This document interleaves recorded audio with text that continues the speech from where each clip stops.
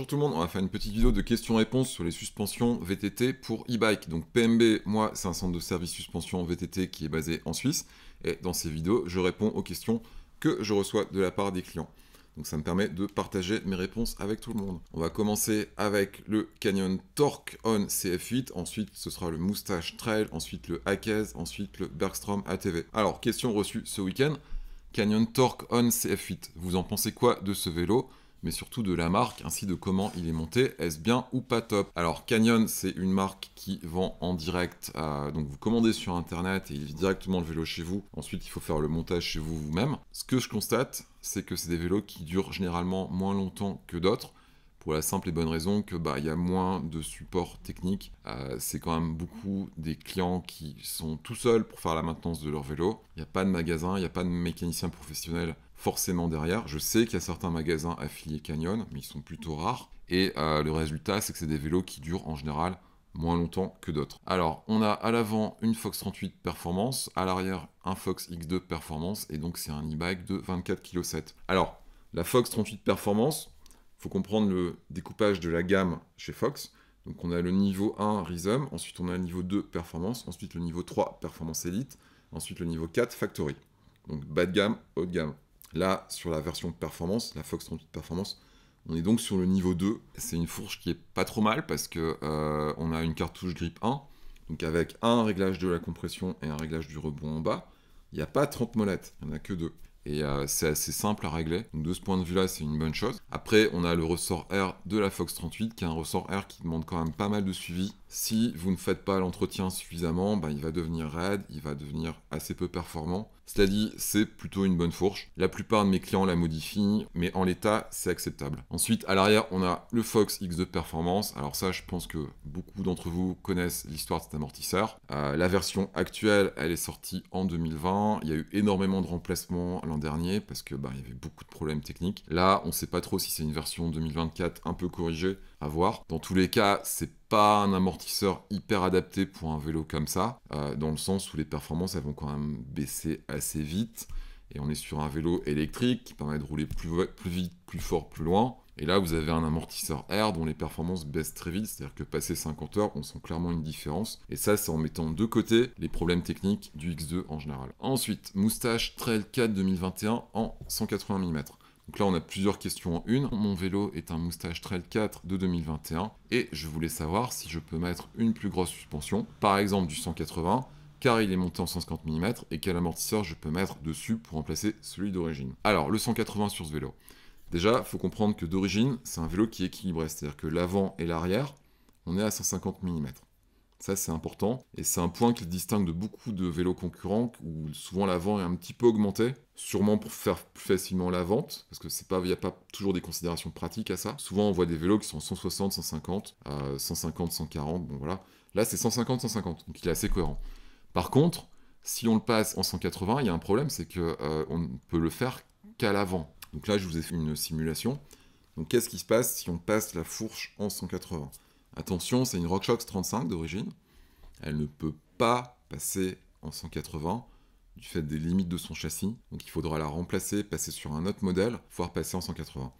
Donc je vous refais l'animation. Voilà, d'origine 180. Et ce qui se passe, c'est que l'arrière ne passe pas en 180. C'est pas parce que l'avant passe en 180 que l'arrière passe en 180. Pas du tout. Pour passer l'arrière en 180, donc pour être en cohérence avec l'avant, il faudrait modifier profondément le cadre. On se retrouve avec un vélo où en fait la position va beaucoup changer. Donc là, je vous ai aussi fait une illustration. Donc là, c'est la position d'origine en 150. Et là, c'est en 180. Donc, tous ceux parmi vous qui ont expérimenté ce genre de changement de position savent que c'est énorme. Et ça change beaucoup le rendement, ça change beaucoup l'ergonomie. Vous n'allez pas aller à la même vitesse, vous allez mieux dévaler, en général. Si tant est que l'arrière n'est pas un problème, mais passons. Mais en tout cas, pour monter, ça change beaucoup de choses. Au niveau de la suspension à l'arrière, donc on a le Moustache Just, donc c'est un amortisseur propriétaire Moustache. Il y a quand même pas mal de contraintes sur ce cadre, qui font qu'on ne peut pas le remplacer par n'importe quoi. Là, on est sur un simple tube R qui est assez faible par rapport au vélo. Pour les 1 personne sur 10 qui vont vraiment exploiter le vélo, ils vont arriver aux limites de l'amortisseur au bout de 50-100 heures. J'ai fait pas mal de remplacements sur Moustache avec des TTX22 M.2 qui étaient montés spécifiquement pour Moustache, donc avec le format qui était choisi, l'hydraulique qui était adapté pour Moustache, les fixations aussi. C'est un travail qui est plus dur à faire sur d'autres amortisseurs, et le problème c'est que quand on additionne les coûts, on arrive très vite à ce que coûte un TTX22 M.2 adapté pour le Moustache. Ce serait bien d'avoir des options à 600, 800, voire moins cher, mais en vrai, il n'y en a pas trop, quoi. Ensuite, Akez. Je possède un vélo électrique Akez avec une fourche et un amortisseur, et je voudrais faire l'entretien chez vous. Je sais que ce type de vélo n'est pas courant, effectivement, mais j'en ai vraiment besoin pour mes déplacements. Alors, j'ai fait quelques recherches. Le Akez, c'est un vélo qui est vendu sur AliExpress, probablement ailleurs aussi, mais en tout cas, je l'ai trouvé sur AliExpress. C'est un peu une mobilette, avec des roues 20 pouces. Alors par contre, on a des pneus qui sont très très gros, donc en pratique, je pense qu'on se rapproche du 24 pouces. Hein. Mais en tout cas, les roues, c'est du 20 pouces. On a des gros pneus ballons, et on a une fourche WT 20 pouces de marque inconnue à l'avant, et un coil amortisseur de marque inconnue aussi à l'arrière. Donc là, le problème qu'on va avoir, c'est qu'on est sur des suspensions de marque inconnue, sans représentant, sans dispositif en Europe ou en Suisse, sans kit de service à ma connaissance. Et on va très vite arriver aux limites de ce qui peut être fait. Hein. Alors, au niveau des caractéristiques, je pense pas que ce soit des suspensions très compliquées, mais on peut avoir des surprises avec des pièces qui sont non démontables. Et donc des pièces qui vont forcément, au bout d'un moment, casser. Donc je pense que c'est quand même un vélo qui doit avoir pas mal de limites. Ça m'étonnerait que la plupart des gens qui achètent ça s'attendent à un niveau d'entretien important. Et en l'occurrence, moi je trouve que c'est dommage parce que c'est le type de vélo qui se justifie beaucoup quand on est dans une ville comme Genève. On a des rails de tramway, où si on circule sur un e-bike en 29 pouces, on peut facilement faire un accident. Et là, le risque d'accident est moins important avec ce type de vélo.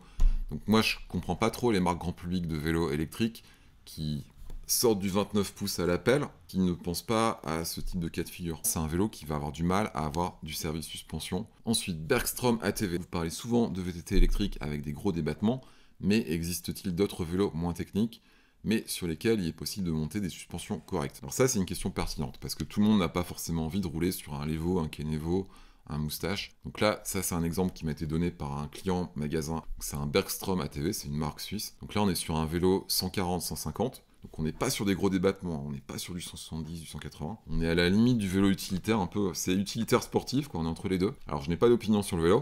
Par contre, ce que je vois, c'est qu'au niveau des suspensions, on peut faire des montages assez intéressants. À l'arrière, on est monté en trunion 205 mm. Et ça ouvre beaucoup de possibilités au niveau des amortisseurs, donc on peut clairement monter des suspensions correctes. Et à l'avant, de toute façon, quel que soit le vélo, on a toujours plus de liberté au niveau des freins. Voilà, j'espère que c'était intéressant. À la prochaine.